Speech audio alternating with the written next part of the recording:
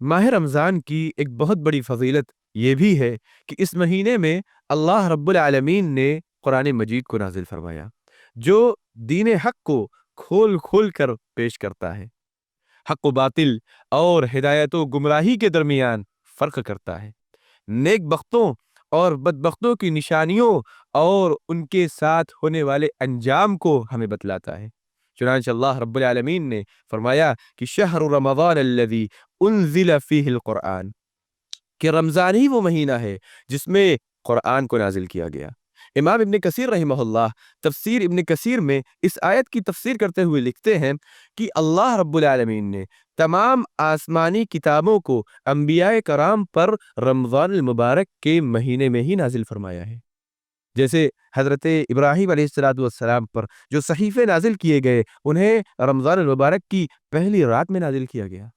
اسی طریقے سے حضرت موسیٰ علیہ السلام پر تورات کو، حضرت داؤد علیہ السلام پر زبور کو، حضرت عیسیٰ علیہ السلام پر انجیل کو رمضان المبارک کے راتوں میں ہی نازل کیا گیا۔ اور خود ہمارے نبی جناب محمد رسول اللہ صلی اللہ علیہ وسلم پر سب سے مقدس کتاب قرآن مجید کو رمضان المبارک کے بابرکت مہینے میں لیلۃ القدر کی بابرکت رات میں نازل کیا گیا۔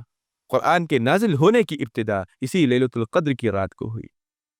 اور پھر وقتاً فوقتاً بتدریج جستا جستا 23 سال کے عرصے میں نبی کریم صلی اللہ علیہ وسلم پر پورے قرآن کو نازل کیا گیا۔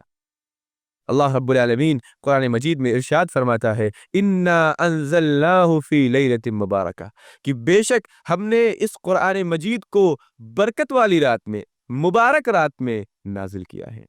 اسی لیے آپ غور کریں، آپ دیکھیں گے کہ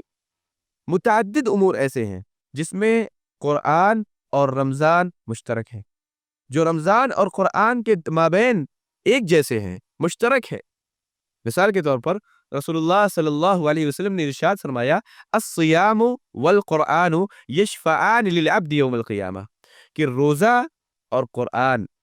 اللہ رب العالمین کے سامنے قیامت کے دن بندے کے حق میں شفاعت کریں گے۔ روزہ بھی اپنے رکھنے والے کے حق میں اللہ رب العالمین سے شفاعت کرے گا، اور قرآن بھی اپنے پڑھنے والے کے حق میں اللہ رب العالمین سے سفارش کرے گا۔ اسی طریقے سے اللہ رب العالمین نے قرآن مجید میں جہاں روزوں کی فرضیت کا تذکرہ کرتے ہوئے فرمایا ہے کہ لعلکم تتقون، کہ روزے کا ایک بہت بڑا مقصد یہ ہے کہ لعلکم تتقون، تاکہ تم لوگ متقی بن جاؤ۔ اور قرآن کے متعلق بھی اللہ رب العالمین نے ارشاد فرمایا کہ لا ریب فی ھدی للمتقین، کہ اس میں کوئی بھی شک نہیں ہے، ھدی للمتقین، یہ متقیوں کے لیے ہدایت ہے۔ اسی طریقے سے اور بھی دیگر امور ہیں جس میں رمضان اور قرآن یہ دونوں مشترک ہے، ایک جیسے ہیں۔